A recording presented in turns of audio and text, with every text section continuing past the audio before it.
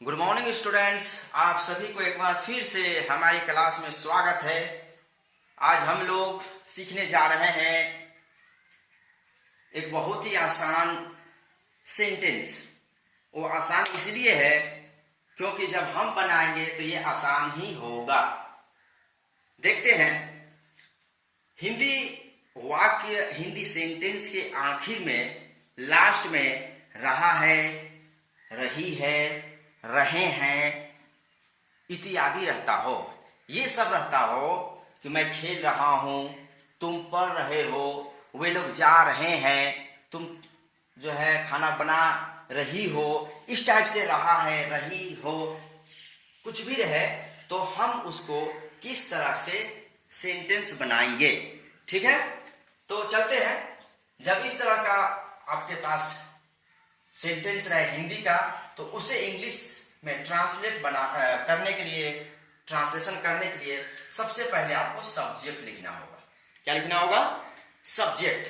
ठीक है, और सब्जेक्ट तो पता ही है, सेंटेंस के अंदर में काम करने वाला को हम सब्जेक्ट बोलते हैं। जैसे मैं अंग्रेजी पढ़ रहा हूं, अंग्रेजी कौन पढ़ रहा है? मैं। तो मैं को क्या बोलेंगे? सब्जेक्ट बोलेंगे। तुम फुटबॉल खेल रहे हो, ये फुटबॉल कौन खेल रहा है? तुम खेल रहे हो, तो तुम यानी कि यू को हम सब्जेक्ट बनाएंगे। वह खाना खा रहा है, खाना कौन खा रहा है? वह। तो वह को हम क्या बोलेंगे? यानी कि ही को क्या बोलेंगे? सब्जेक्ट बोलेंगे। तो समझ में आ गया सब्जेक्ट किसे कहते हैं, सब्जेक्ट की जगह पे हमको क्या लिखना है। ठीक है, तो यहाँ सबसे पहले सब्जेक्ट बोला, तो यहाँ सबसे पहले मैं अंग्रेजी पढ़ रहा हूं, मैं सब्जेक्ट हुआ, तो मैं के इंग्लिश हम आई लिख दिए। क्लियर हो गया? आगे चलते हैं। आगे आपका एम इज आर है। क्या है? M is R. और हम लोग जानते हैं कि एम इज आर का यूज कब करना है? वो सब्जेक्ट के अनुसार करना है। जो सब्जेक्ट आता है उसी के अनुसार हम एम इज आर का प्रयोग करते हैं, जो हम लोग सीख चुके हैं। फिलहाल यहाँ सब्जेक्ट आई है, तो आई के साथ में क्या आता है? हमेशा एम आता है। तो हम यहाँ एम लिखे। ठीक है, ये दूसरा काम खत्म। पहला बोला सब्जेक्ट, पहला हम सब्जेक्ट लिखे, दूसरा बोला एम, हम एम लिखे। अब तीसरा में क्या है? V4। ये नया चीज है। ये V4 क्या है? V4 वर्ब का चौथा रूप को बोलते हैं। ठीक है, V4 किसको बोलते हैं? वर्ब का चौथा रूप को। और ये बनता कैसे है?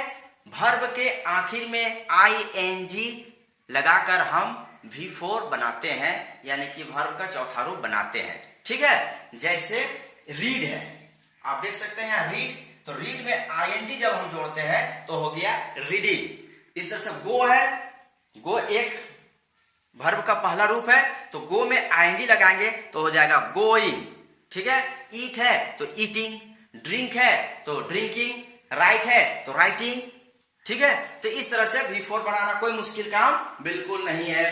तो हम लिख लिए यहाँ पर सब्जेक्ट, फिर एम लिख लिए, IM हुआ, V4 वाला तो V4 लिख दिए। क्या काम हो रहा है? रीडिंग हो रहा है। ठीक है, IM रीडिंग हुआ। इसके बाद क्या हुआ? ऑब्जेक्ट। ऑब्जेक्ट का मतलब होता है कि सेंटेंस में जो बच जाता हो उसको हम लिख देते हैं लास्ट में। आप देख सकते हैं पहले सब्जेक्ट, इसके बाद में एम इज आर, फिर V4 और फिर बाद में ऑब्जेक्ट। तो ऑब्जेक्ट ये आपका इंग्लिश हो गया। आई एम रीडिंग इंग्लिश, मैं अंग्रेजी पढ़ रहा हूं, बन गया। फिर आगे चलते हैं। तुम फुटबॉल खेल रहे हो, तुम फुटबॉल खेल रहे हो, इसको हमको इंग्लिश में बनाना है। तो क्या करेंगे? यहां देखेंगे सबसे पहले सब्जेक्ट, तो तुम का इंग्लिश यू लिख लिए। फिर बोलता एम इज आर, हम लोग को पहले ही पता है कि एम इज आर का प्रयोग सब्जेक्ट के अनुसार करते हैं। फिलहाल सब्जेक्ट यहाँ तुम है, यानी कि यू है, तो यू के साथ में क्या आता है? आर आता है। तो यहां पर हम आर लिख दिए, सब्जेक्ट आर। अब क्या है? V4। V4 क्या है? खेलना, प्ले। प्ले को क्या करना है? ING। जी हाँ, ING लिख देंगे, हो गया। तो यू आर प्लेइंग, तुम खेल रहे हो। क्या खेल रहे हो? ऑब्जेक्ट क्या है? फुटबॉल खेल रहे हो। यू आर प्लेइंग फुटबॉल, तुम फुटबॉल खेल रहे हो, ये भी बन गया। आगे चलते हैं। वह खाना खा रहा है, वह खाना खा रहा है। सबसे पहले कौन खाना खा रहा है? वह, तो वह की इंग्लिश ही लिखेंगे।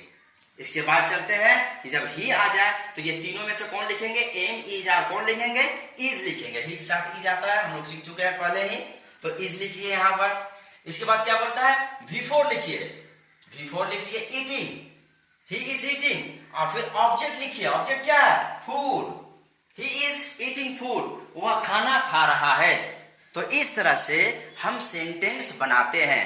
रहा है बिल्कुल आसान है, जैसे मैं जा रहा हूं तो कौन जा रहा है, मैं, तो मैं की इंग्लिश आई, आई के साथ क्या आएगा, एम इज आर में क्या आएगा, एम, आई एम। जाना की इंग्लिश क्या होता है, गो, बिफोर बनाइए गोइंग, आई एम गोइंग।